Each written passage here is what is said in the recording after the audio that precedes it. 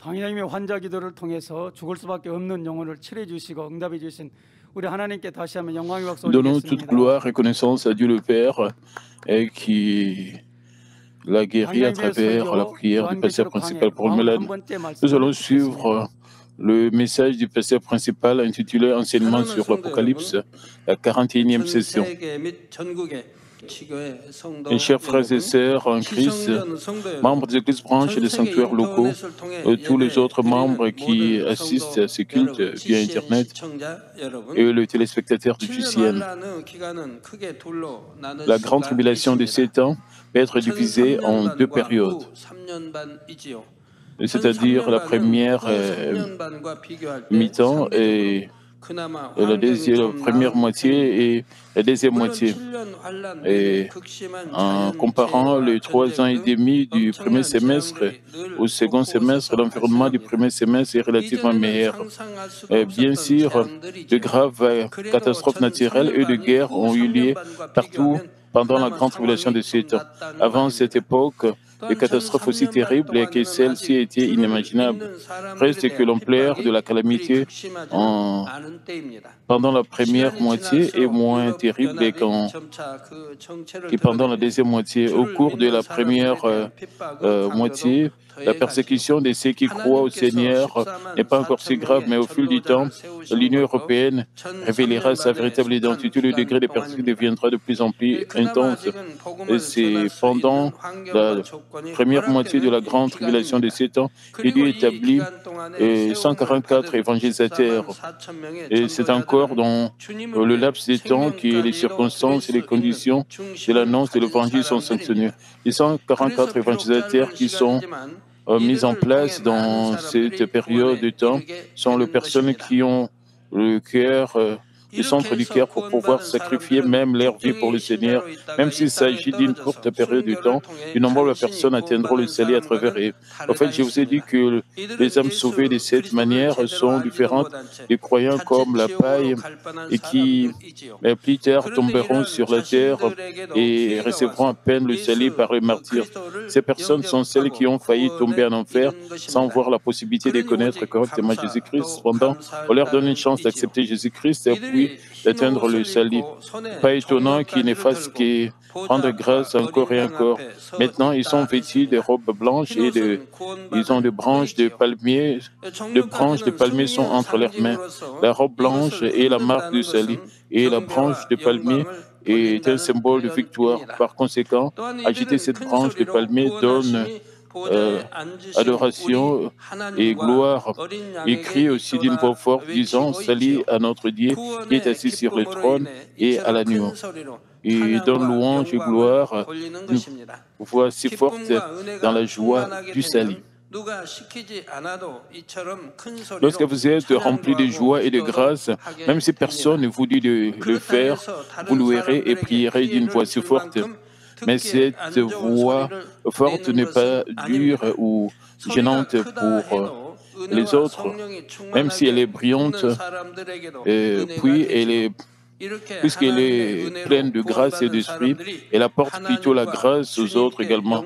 Lorsque ceux qui sont sauvés par la grâce de Dieu rendent gloire à Dieu, il y a une réponse. Le verset 11 et 12 disent « Et tous les anges s'étaient tenus autour du trône et les vieillards et les 4 êtres vivants, et ils se prosternèrent sur leur face devant le trône, et ils adorèrent Dieu en disant « Amen, la louange, la gloire, la sagesse, l'action de grâce, l'honneur, la puissance et la force soient à notre Dieu au siècle des siècles. Amen. » Il y a les 24 vieillards et les 4 êtres vivants autour du trône de Dieu. Et d'innombrables anges et leurs leaders sont également disposés autour du trône, répondant à la louange des âmes sauvées. Ces anges adorent aussi Dieu. C'est à ce moment qu'un vieillard pose une question à l'apôtre Jean, c'est-à-dire le verset 13e, dit « Et l'un des vieillards a pris la parole et me dit, Ceux qui sont revêtus de robes blanches et qui sont-ils, d'où sont-ils venus? Et ces vieillards posent-ils vraiment cette question parce qu'ils ne connaissent pas ceux qui portent des robes blanches? Non, ce n'est pas le cas. Il sait qui sont ces hommes en robe blanche. La raison pour laquelle il pose la question est qu'il veut que l'apôtre Jean les comprenne et une plus grande confiance. Et en d'autres termes, bien qu'ils connaissent déjà la réponse, ils posent délibérément la question. De cette façon, les gens peuvent mieux comprendre lorsqu'ils ne reçoivent que des informations. Les gens ont tendance à avoir une compréhension plus claire. Ils peuvent aussi se demander pourquoi ils posent la question et réaliser quelque chose par eux-mêmes. De temps en temps, je demande aussi moi-même à mon entourage ce que je sais déjà. Certains d'entre eux me répondent en pensant pourquoi pose-t-il encore la question alors qu'il connaît déjà la réponse. De notre côté, il y en a d'autres qui se demandent pourquoi je pose une telle question et arrivent à comprendre mes pensées intérieures. Ils le font parce qu'ils savent par expérience qu'il n'y a pas de parole que je prononce sans aucune signification. À d'autres moments, je pose intentionnellement une question à quelqu'un et lui donne une chance afin qu'il puisse réaliser sa faute par lui-même. Il y a des moments où je leur pose une question pour éveiller leur attention. Où je pose une question pour que les autres puissent garder clairement quelque chose à l'esprit. De même, il y a des moments où les gens posent une question avec une sorte de but, pas parce qu'ils ne savent pas quelque chose. Il y a eu un incident lorsque Jésus a dit à ses disciples, « Qui dit-on que le Fils de l'homme est ?» Pensez-vous que Jésus ne savait pas vraiment ce que les gens disaient de lui? Pourtant, il a demandé à ses disciples. Alors ses disciples, comme il est écrit dans Matthieu 16, 14, ont répondu, et les uns disent que tu es Jean-Baptiste et les autres Élie, les autres Jérémie ou l'un des prophètes. Il y avait de mauvaises paroles concernant Jésus et ses disciples ne lui en ont pas parlé. Ce qu'ils ont fait était complètement différent de tromper une personne âgée ou de cacher des informations. C'était plutôt une confession positive de foi dans la bonté. Voyant la foi de ses disciples, Jésus leur a posé une autre question spirituelle. Le Seigneur a dit, comme écrit dans Matthieu 16 et 15, « Et vous, leur dit-il, qui dites-vous que je suis ?» Alors Simon-Pierre, l'un de ses disciples, répondit, « Tu es le Christ, le Fils du Dieu vivant. » Grâce à cette confession, Pierre a reçu une incroyable bénédiction spirituelle du Seigneur. Vous pouvez trouver une question que Jésus a posée à deux aveugles dans Matthieu 20 et 32. Jésus a dit, « Que voulez-vous que je fasse pour vous ?» Alors les deux aveugles dirent, « Seigneur, nous voulons que nos yeux s'ouvrent. » Et en conséquence, les yeux des deux aveugles se sont ouverts. Cependant, que se passera-t-il si les deux aveugles impliquaient une pensée charnelle? Comment peut-il nous demander ce que nous voulons alors qu'il sait que nous sommes aveugles? Est-ce qu'il plaisante? Jésus doit-il nous demander ce que nous voulons? Pourquoi ne laissait-il pas sans nous le demander? S'ils avaient impliqué ce genre de pensée charnelle, ils n'auraient pas reçu de réponse.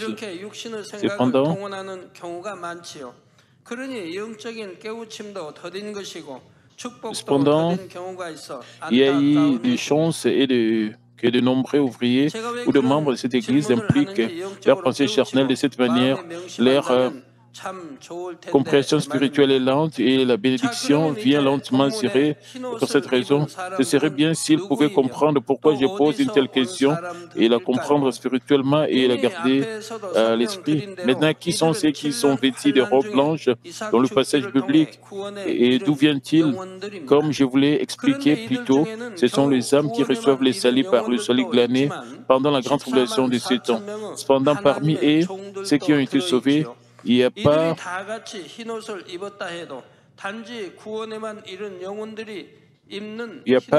pas seulement ceux qui sont à peine sauvés, mais aussi ceux qui sont les 144 esclaves de Dieu. Mais si tous portent des robes blanches, les robes blanches portées par ceux qui ont été à peine sauvés sont différentes de celles et qui portent les 144 serviteurs de Dieu. Ils atteignent le salut pendant la grande tribulation de 7 ans, mais certains d'entre eux vont au troisième royaume des cieux, d'autres vont à la périphérie du paradis. L'apôtre Jean ne connaissait pas encore tous ces détails à ce moment-là. C'est pourquoi il a dit au vieillard qui lui avait posé une question, « Mon Seigneur, tu le sais. » Ensuite, le vieillard explique que c'est vêtu de robes blanches. Le verset 14 à 17 disent, « Je lui dis, mon Seigneur, tu le sais. » Il me dit, « Ce sont ceux qui viennent de la grande tribulation. Ils ont lavé les robes et les ont blanchies dans le sang de l'agneau. C'est pour cela et qui sont devant le trône de Dieu et le servent jour et nuit dans son temple. Et celui qui est assis sur le trône dressera sa tente. Ils n'auront plus faim, ils n'auront plus soif, et le soleil ne le frappera point, ni aucune chaleur.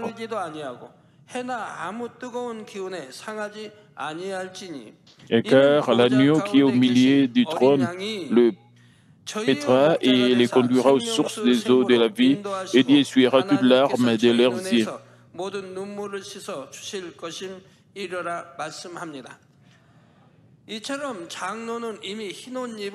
Le vieillard connaissait déjà les détails de ces vêtus de robes blanches. Malgré cela, il a posé la question à l'apôtre Jean. En d'autres termes, le vieillard a fait réfléchir l'apôtre Jean à fond. De cette façon, lorsque le vieillard explique en détail leur sujet, l'apôtre Jean peut les comprendre plus clairement et mieux le garder à l'esprit. Tout d'abord, le vieillard a dit qu'ils sont ceux qui sortent de la grande tribulation. Cela signifie qu'ils ont gardé leur foi pendant la grande tribulation de 7 ans et atteint le salut. Ce qu'ils ont fait n'a jamais été facile à faire. Néanmoins, ils avaient une bonne conscience et avec cela, ils ont pu accepter le Seigneur et garder leur foi jusqu'à la fin, même pendant la grande tribulation de 7 ans.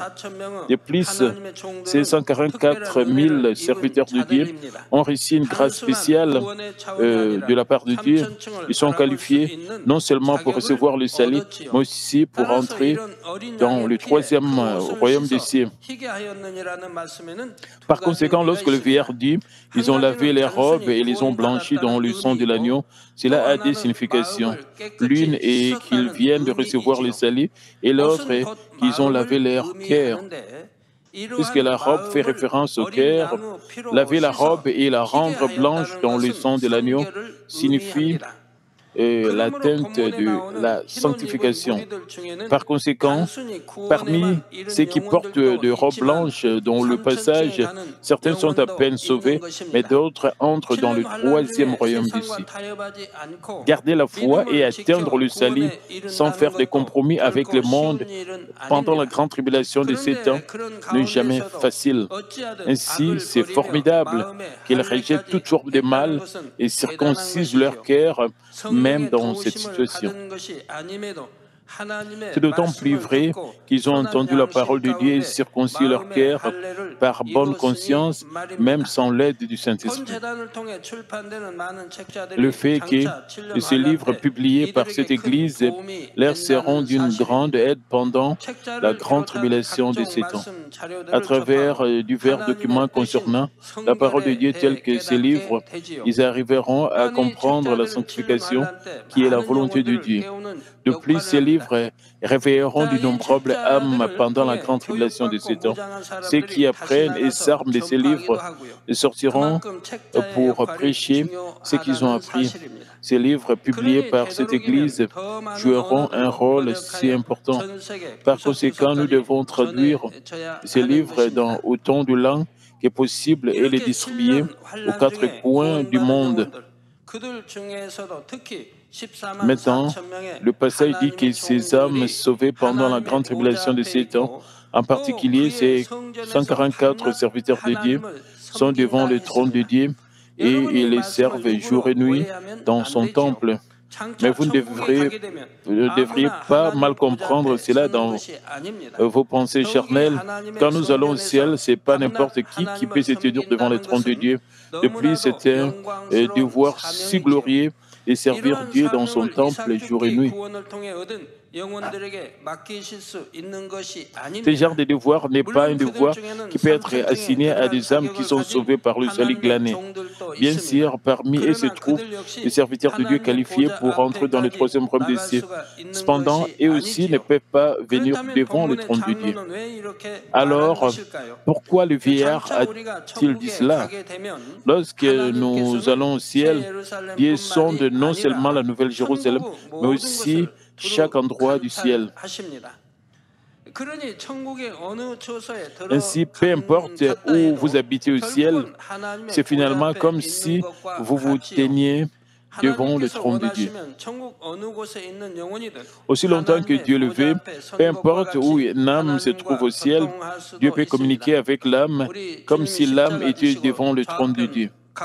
Lorsque notre Seigneur était sur la croix, l'un des brigands qui était aux côtés de Jésus se répandit et acceptait le Seigneur.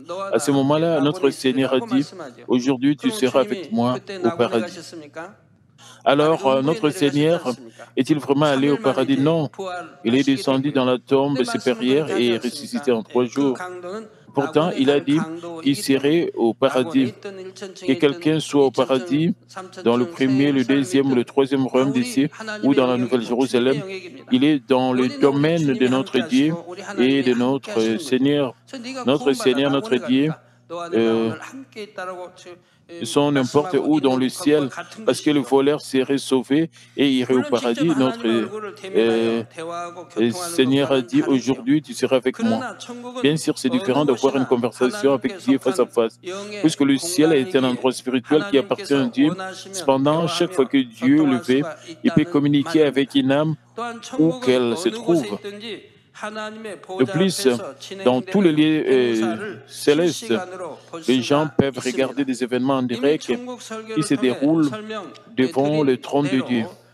Comme je vous l'ai déjà expliqué dans le sermon, le ciel, à travers un dispositif semblable à un écran qui se déploie dans le ciel, les gens peuvent voir la diffusion en direct comme s'ils se tenaient devant le trône de Dieu.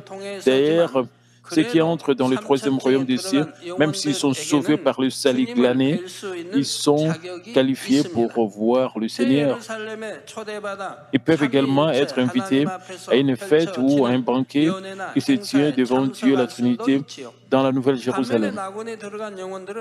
Pour ceux qui entrent au paradis, il n'est en fait pas facile d'aller à la Nouvelle Jérusalem pour toujours. Ceux qui occupent une position dirigeante au paradis peuvent avoir une chance une fois. Et même s'ils sont invités par quelqu'un dans la Nouvelle Jérusalem, ils ont eux-mêmes honte d'entrer dans la Nouvelle Jérusalem. Vous devez savoir à quel point c'est une occasion précieuse pour les membres de la famille d'offrir un culte ensemble à la maison. Ce faisant, ils peuvent devenir un dans la foi et entrer dans une bonne demeure au ciel. Mais supposons que certains de vos enfants se retrouvent au paradis pendant que vous entrez dans la Nouvelle Jérusalem. Ceux qui entrent dans la Nouvelle Jérusalem reçoivent l'autorité afin qu'ils puissent inviter leurs enfants au paradis. Pourtant, même s'ils sont invités, il n'est pas facile pour eux de visiter la Nouvelle Jérusalem, car ils auront trop honte. Ils n'ont même pas de couronne comparée à ceux de la Nouvelle Jérusalem. Il y a une nette différence. dans leur lumière, leurs robes, leurs cheveux et leurs éclats. Même si nous avons tous une peau blanche laiteuse au ciel, il y a une différence d'éclat. De plus, ils n'ont aucune récompense. Ils ont trop honte d'y aller. De plus, ils habitent trop loin. Par conséquent, même s'ils étaient une seule famille sur cette terre, si l'un d'entre eux va au paradis, ce n'est pas facile pour eux de venir.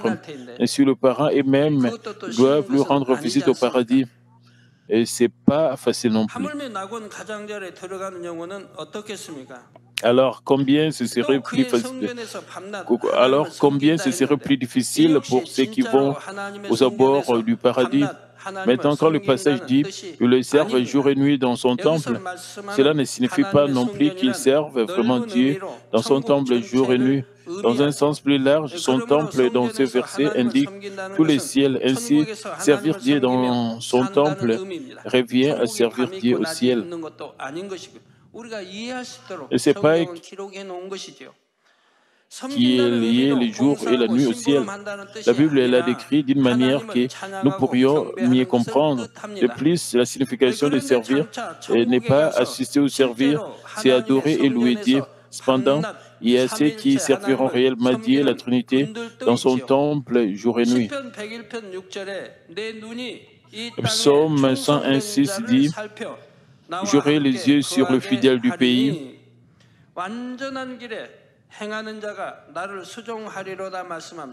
Pour qu'il demeure auprès de moi, celui qui marche dans une voie intègre et sera mon serviteur.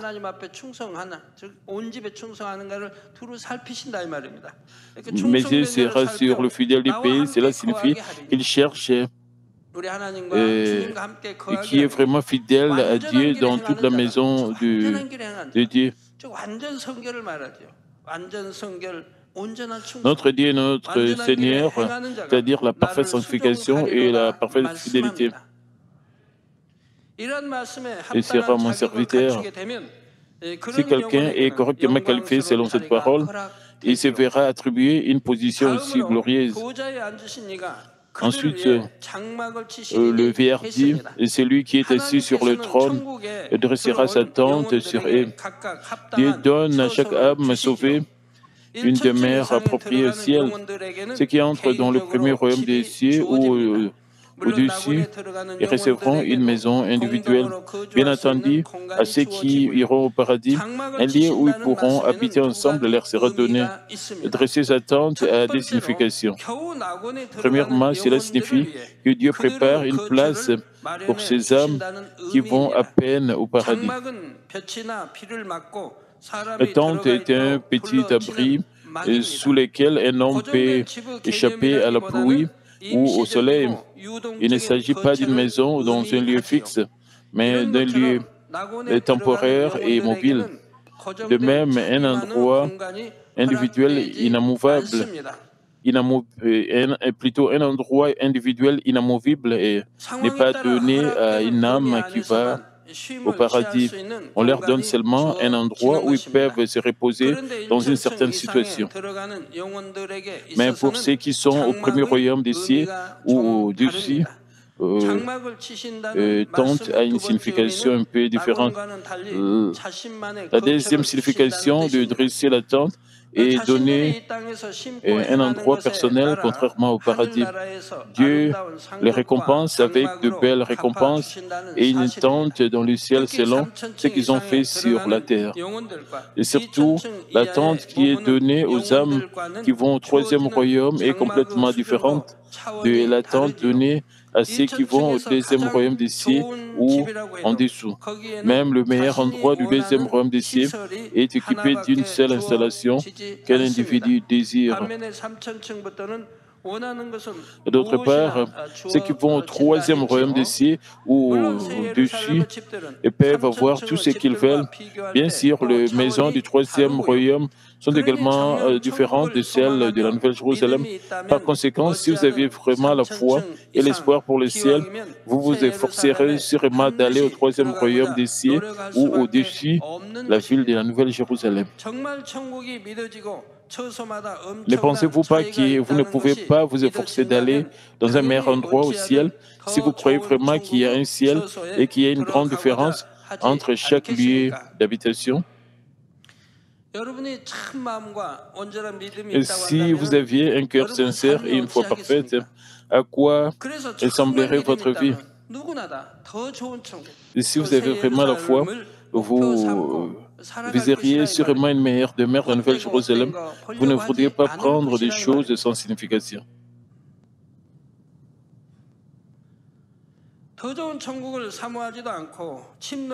Si vous n'aspirez pas à un ciel meilleur, ou si vous n'essayez pas de prendre le ciel par la force, cela prouve que vous ne croyez pas vraiment.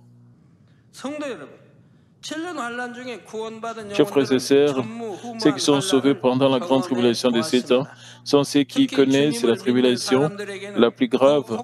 Surtout ceux qui croient au Seigneur recevront des persécutions et des tribulations encore plus sévères pendant qu'ils ont soif et faim et subiront divers préjudices. Pourtant, ils doivent surmonter de telles persécutions et tribulations. Mais une fois que ce sera fini et qu'ils recevront le salut et iront au ciel, il n'y aura plus de soif, de faim ou de mal. Puisque Dieu essuiera toute larme de leurs yeux, ils n'auront jamais à verser de larmes. Dieu essuiera toutes les larmes qu'ils ont versées dans leur repentance ou sous la persécution et la tribulation, toutes les âmes qu'ils ont versées pendant la grande tribulation de 7 ans. Ces croyants semblables à la paille qui sont tombés sur la terre auront subi les afflictions et les persécutions les plus graves et auront à peine atteint le salut par le martyre. Et ils ont surtout versé beaucoup plus de larmes. Ils ont crié de repentance pour ne pas avoir vécu une vie de foi appropriée lorsque Dieu leur a donné une chance. Mais quand ils ont remporté la victoire par les martyrs, Dieu essuie aussi ses larmes. Mais vous ne devriez jamais passer par ce processus. Vous devez être enlevé dans les airs lorsque le Seigneur revient et participer au banquet de mariage. Ensuite, vous pouvez entrer dans le beau ciel sans larmes de chagrin et de douleur. J'espère que vous choisirez tous cette voie. Dans la prochaine session, nous examinerons l'incident qui se produira lorsque le 7e sceau sera brisé. Permettez-moi de conclure le message, chers frères et sœurs en Christ. Lorsque nous allons au ciel, Dieu ne suit pas le larmes de ceux qui surmontent l'affliction de la grande tribulation du 7 ans. Vous aussi, vous avez dû verser beaucoup de larmes tout en vivant la vie chrétienne.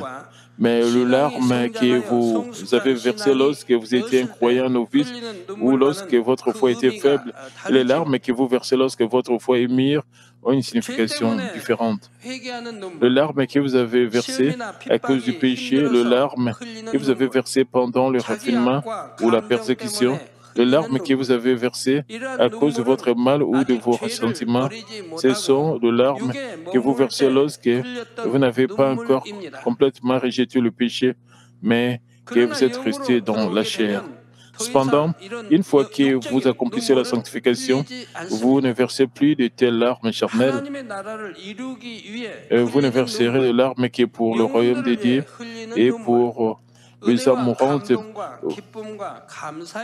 Vous ne versez de larmes qui par grâce, inspiration, joie et remerciement. Larmes des hommes de chair sont complètement différentes de celles des hommes d'esprit. Quel genre de larmes versez-vous? Si vous versez de larmes parce que vous vous sentez accablé et affligé par la persécution ou la lutte contre le péché, ou parce que vous avez des ressentiments et que vous vous énervez, ces larmes n'ont aucune valeur.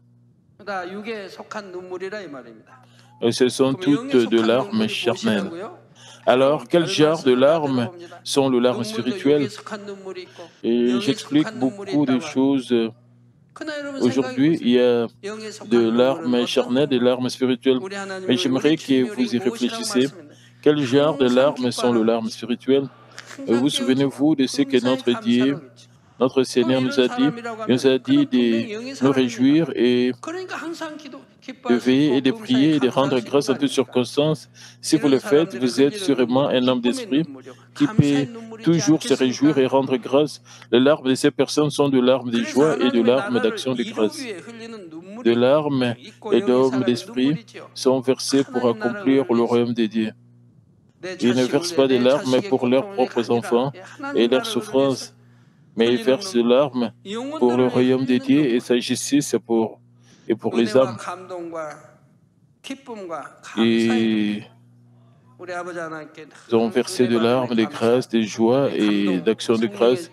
Ils sont toujours reconnaissants et touchés par la grâce de Dieu et reçoivent l'inspiration et la plénitude du Saint-Esprit. Alors, ils n'ont versé que de larmes, de joie et de remerciements. Plus vous versez de larmes spirituelles, mieux c'est pour vous, tant que vous ne vous lamentez pas trop. Mais si vous lamentez trop et versez tant de larmes pour le royaume de Dieu et pour ceux qui commettent des péchés, cela peut nuire à votre santé. Ainsi, vous avez besoin de maîtrise de soi.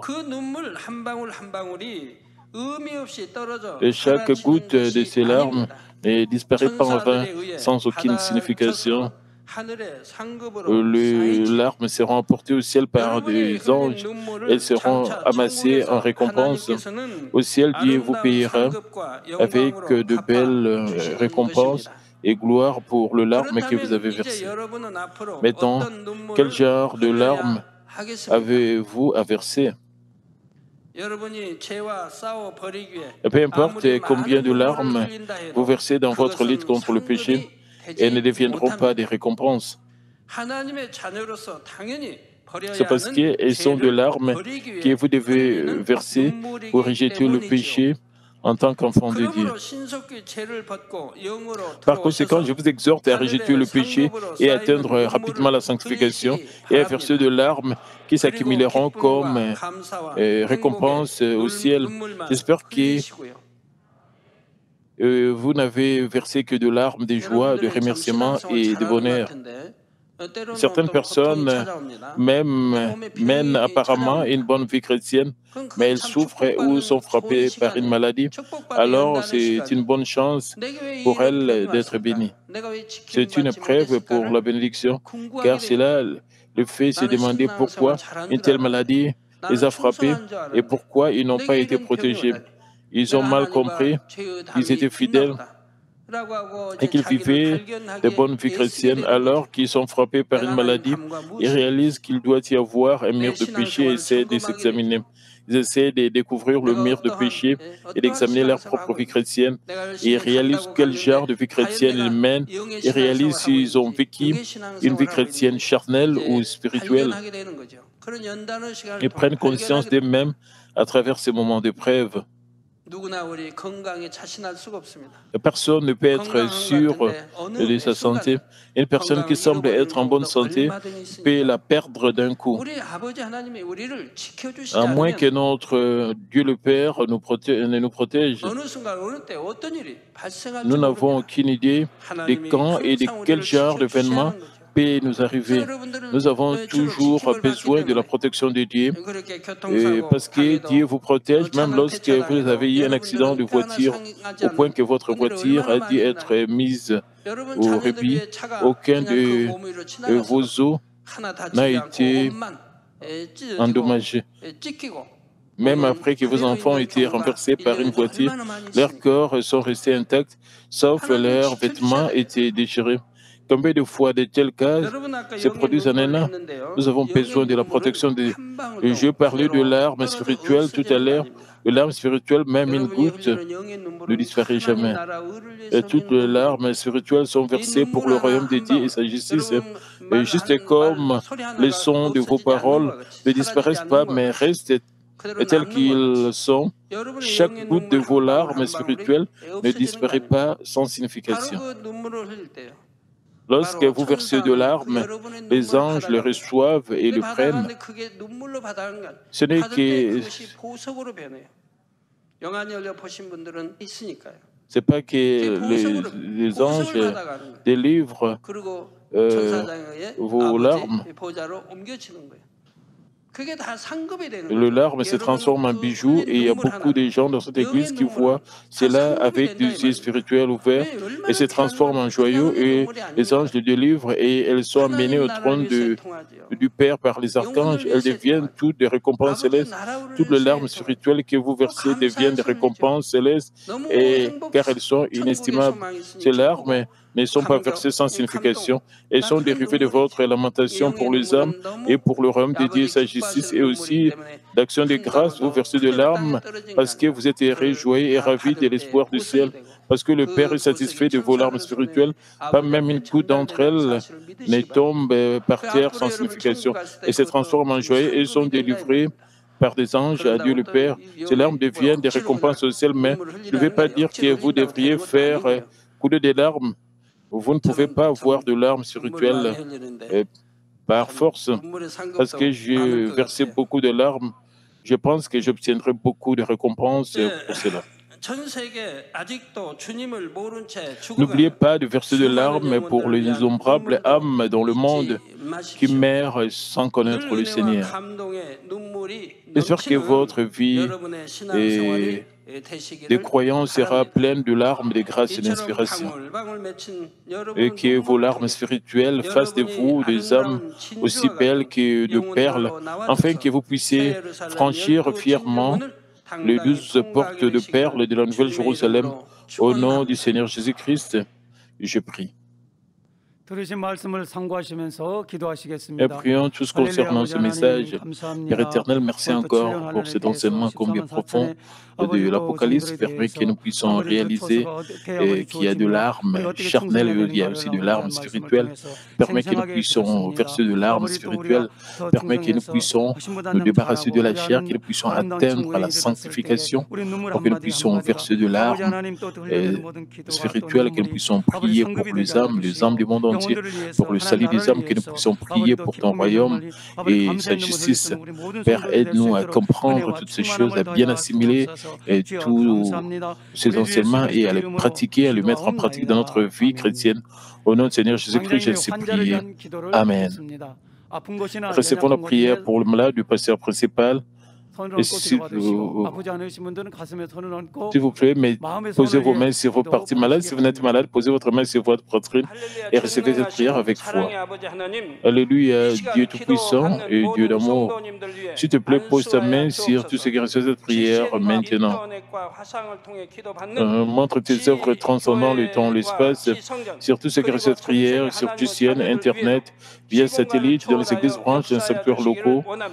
Et surtout les enfants de Dieu partout à travers le monde, dans leur la foi de croire et chasse tout ce qui est pensée négative et doute, chasse tout ce qui est test et épreuve. Les pieds jusqu'à la tête de parties internes, les jointures, le tissu, le cellule, dans toutes les parties malades, qu'on simulait avec le feu du Saint-Esprit et avec la lumière originelle. Au nom de Jésus-Christ, j'ordonne à l'ennemi diable et Satan et toutes sortes de maladies, germes, virus, infirmités, quittez-les, que la lumière brille. Et s'il te plaît, consume toutes leurs maladies en phase terminale et maladies incurables avec le feu du Saint-Esprit. Chasse toutes les maladies endémiques telles que la malaria, toutes les maladies contagieuses telles que le rhume, la grippe et la fièvre, quittez-les. Protège-les de toutes sortes de germes et de virus. Guéris-les du cancer, d'estomac, du poumon, des seins, d'intestin, et sida, leucémie, apoplexie cérébrale, hypertension, hypotension, diabète, problèmes de thyroïde, de cœur, de poumon, maladies des femmes, toutes sortes d'inflammations, puissent te quitter.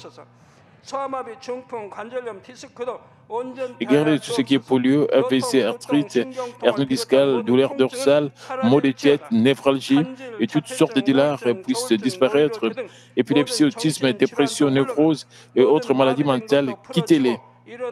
Et toutes sortes de paralysies soient guéries, que les paralytiques se lèvent et marchent, que leurs yeux puissent bien voir, que les oreilles puissent bien entendre, que les aveugles voient, que les muets parlent et que les sourds entendent. et guéris tous ceux qui font secondaire de toutes sortes d'accidents et guéris leurs os fracturés. Restaure tout ce qui est brûlé et permet qu'il y ait la sensation, les chaleurs puissent disparaître.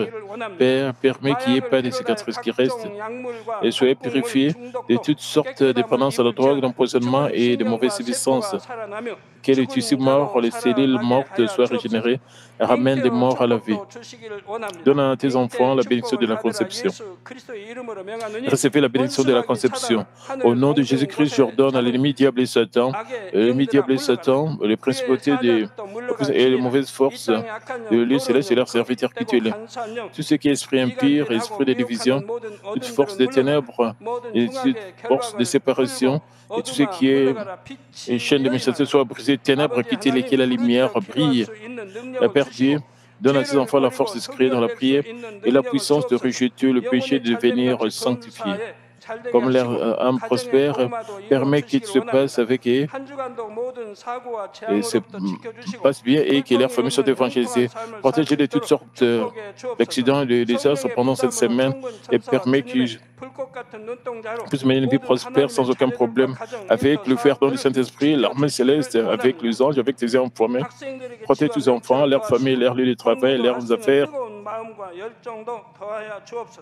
마음과 생각을 세상에 빼앗기지 않도록 지키시고 하나님을 뜨겁게 사랑하는 학생들로 축복하여 주옵소서. Donne aux étudiants la sagesse et l'intelligence de bien étudier et qu'ils puissent recevoir le ferveur de bien étudier et permet qu'ils protègent de toutes choses mondaines et permet que dans tout ce qu'ils feront qu'ils puissent se glorifier, qu'ils soient capables de témoigner au sujet des dieux vivants en disant j'ai rencontré, expérimenté, j'ai reçu ces réponses et ces bénédictions. Père Dieu, merci. Sois glorifié toi seul. Au nom de notre Seigneur Jésus-Christ, je ne sais prier. Amen.